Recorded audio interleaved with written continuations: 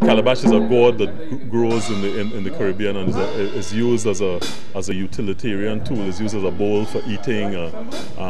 People wash with it. Use it as a dip if you're bathing and stuff like that. So it's really once the gourd is cut and off the tree, it can be used for anything. So it also represented like a container. Now it's normally spelled with a C, C-A-L-A-B-A-S-H. I chose the K I wasn't sure whether somebody would have registered the other name, so I just twisted it with a K. And that was the original name. Something that to me was universal, but represented, had a sense of the Caribbean. Can you just tell us a little bit about your kit here, because it's a little bit different from like a standard snare vase. So basically, if you could just talk about your drums here, that would be... Yeah, I actually got into percussion in 1975, and one of my influences was Dick Smith, a Jamaican percussionist who lives in Toronto.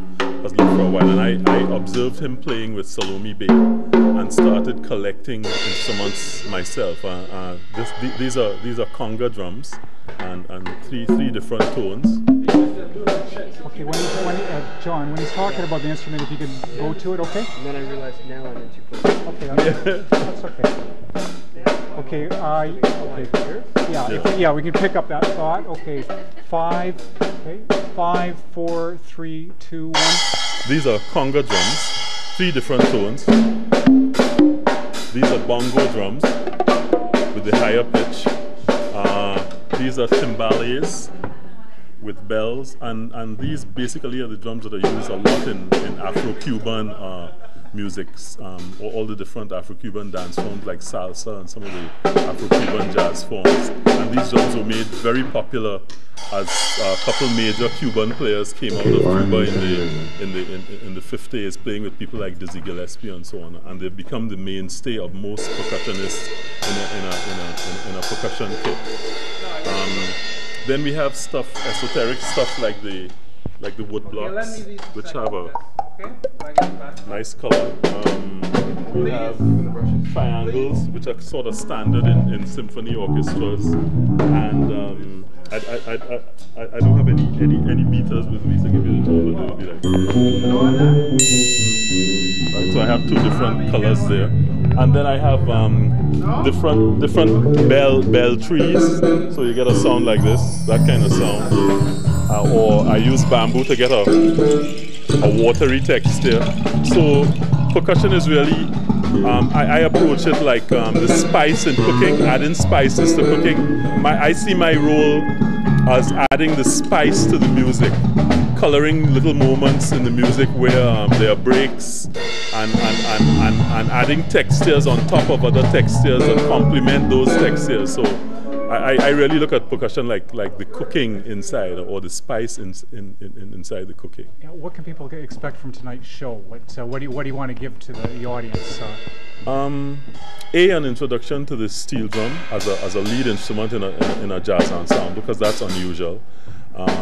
B, the fusion of Caribbean rhythms and Caribbean forms. A lot of people don't realize what a strong East Indian influence there is in the Caribbean. The population of Trinidad, where I'm from, is 50% East Indian, as is the population of Guyana. In Guyana, actually, there may be more East Indians than other cultures in Guyana. So there's a very strong East Indian element in the Caribbean, and so we're showing that jazz is a form that can incorporate not only the steel drum and the calypso and those textures, but can also incorporate East Indian music and the textures that the East Indians who came to the Caribbean brought with them. What would it cost for a kit like this, just out of curiosity? Oh geez, I think I did a declaration for customs going out to play in the Caribbean, and all told it might have been around $5,000 over a number of years.